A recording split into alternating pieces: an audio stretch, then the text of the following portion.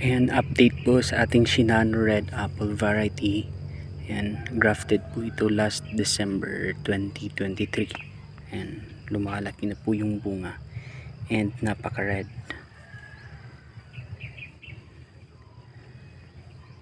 So yan po yung ibang mga grafted apples and rootstock.